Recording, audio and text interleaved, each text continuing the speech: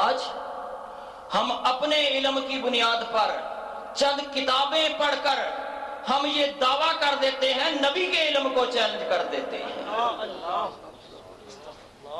سنو قرآن کیا کہتا ہے۔ قرآن کہتا ہے کہ ذالک الکتاب لا ریب فیہ ھدی للمتقین الذین یؤمنون بالغیب۔ ابھی آگے نہیں جاؤں گا۔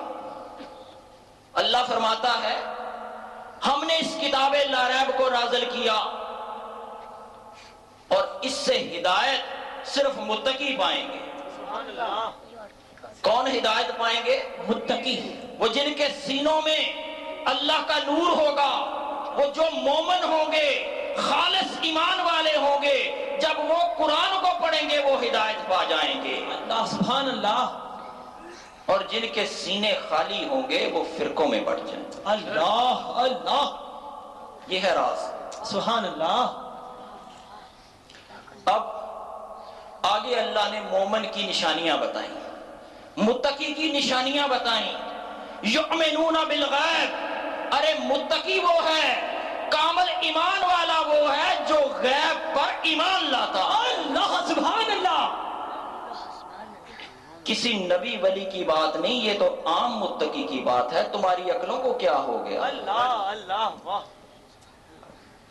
اب ایک علم الیقین ہوتا ہے، ایک عین الیقین ہوتا ہے، اور کسی کے تقوی کا یہ معیار ہوتا ہے کہ وہ حق الیقین کے منزل پر ہو تو واللہ بیٹھا زمین پر ہوتا ہے، نگاہ عرش معلی پر ہوتا ہے۔ تیرا چاہیے میرا چاہیے، تیرا چاہیے میرا چاہیے، دین نبی کا سچا دائی جن سے ہم نے نعمت پائی۔ ایسی ہی ہستی تھی میرے اور آپ کے آقا و مولا، سب کے مولا، مولا علی، کہ جن کے ایمان حق الیقین کی منازل پر ہے۔ ارے ممبر رسول پہ کھڑے ہو کر فرما رہے ہیں سلونی، اے لوگوں مجھ سے پوچھو، مجھ سے سمندر کی تہوں کے راز پوچھو، مجھ سے آسمان کی وسعتوں کے راز پوچھو، مجھ سے پوچھو قرآن کی کون سی آیت کب اتری تھی، اس کا شان نزول کیا تھا، وہ ناسخ ہے منسوخ ہو گئی، میں تمہیں ایک ایک زبر زیر پیش بتاؤں گا۔ سبحان اللہ۔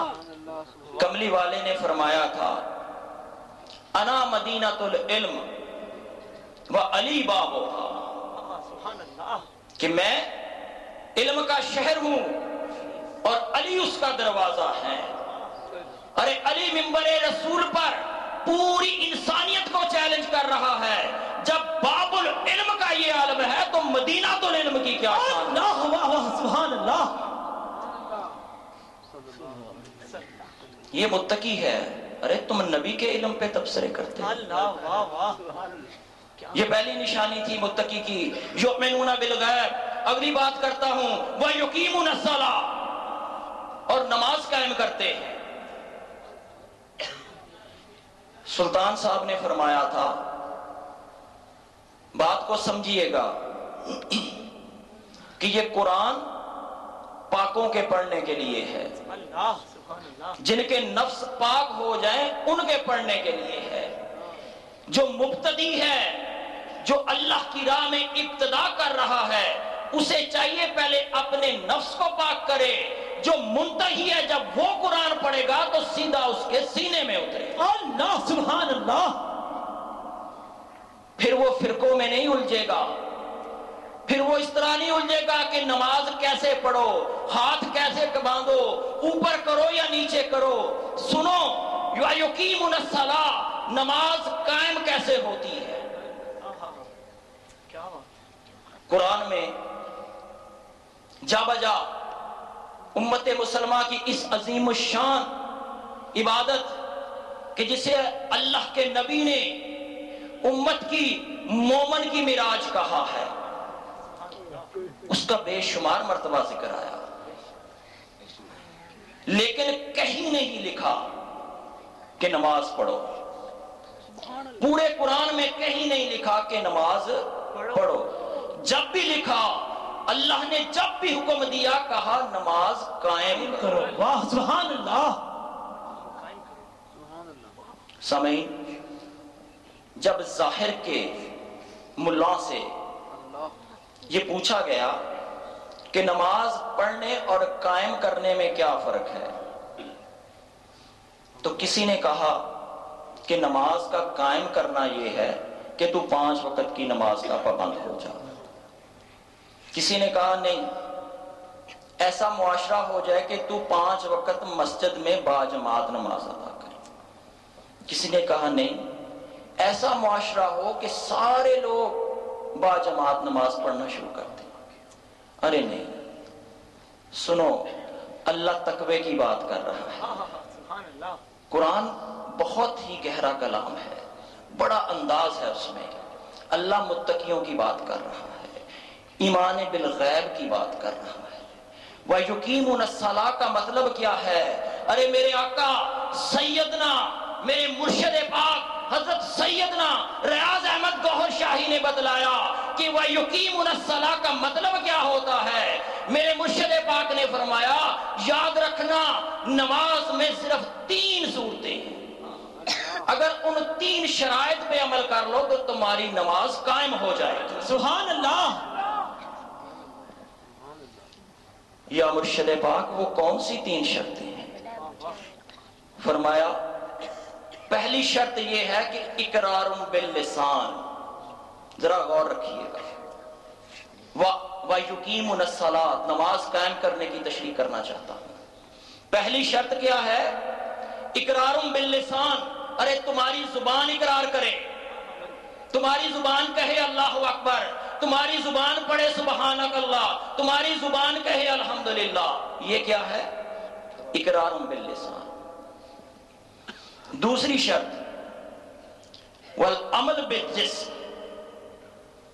کہ تیرا جسم بھی عمل کرے. سبحان اللہ. جب تو اللہ اکبر کہے تو تیرے ہاتھ بلند ہوں، جب تو رکوع میں جائے تو تو گھٹنوں کے بل جھک جائے، ارے جب سجدے میں جائے تو تیری پیشانی اس کی بارگاہ میں جھک جائے. یہ ہے تیرا جسم عمل کرے. یا مرشد پاک یہ تو سارے ہی کرتے ہیں، زبان سے بھی پڑھتے ہیں، جسم سے بھی عمل کرتے ہیں، پھر نماز قائم کیوں نہیں ہوتی؟ تو مرشد پاک نے فرمایا سنو، سب سے بڑی شرط جو مصطفیٰ نے فرمائی تھی کہ لا صلاۃ الا بحضور القلب، کہ تمہاری نماز نہیں ہوتی اگر تیرا دل حاضر نہیں. نعرہ تکبیر، نعرہ رسالت، نعرہ رسالت، نعرہ غوثیہ، تیرا شاہی میرا شاہی، دین نبی کا سچا دائی، کتنے کھونے اسرار ہلائی، تیرا میرا کون ہے مائی. تیسری شرط جس کو آج پوری امت مسلمہ بھول گئی، ارے مسجدیں بڑی پڑی ہیں لیکن نمازوں میں اثر نہیں ہے. مصطفیٰ نے کہا تھا نماز بے حیائی سے روکتی ہے، ارے دیکھو کتنی بے حیائی رک گئی. یا تو پھر نماز نہیں ہوتی یا پھر طریقہ نہیں آتا. اللہ اللہ. تو یاد رکھو کہ نماز قائم کس طرح ہوتی ہے کہ زبان اقرار کرے، جسم عمل کرے اور یہ دل تصدیق کرے. تصدیقم بالقلب ہوگی تو نماز ہوگی، وگرنہ سنو، ذرا غور سے سنو. ارے مسجد نبوی ہو کتنی بڑی بات ہے، ارے اس پوری انسانیت کا امام آقا دو عالم منبر پہ آگے مصلی پہ کھڑے ہو، پیچھے اصحاب کی جماعت ہو، ارے اقرار بھی ہو رہا ہے، عمل بھی ہو رہا ہے، پھر بھی پیچھے منافق نمازیں پڑھ رہے ہیں. کیوں؟ ان کے دل تسلیم نہیں. اللہ اللہ. ان کے دل تصدیق نہیں کرتے تھے، باقی تو سب کچھ کرتے تھے. بے شک بے شک. آگے مومنین کی بات بڑی لمبی ہو جائے گی، وقت کم ہے. صرف اتنا کہنا چاہوں گا کہ تقویٰ کیا ہے، غیب کیا تھا،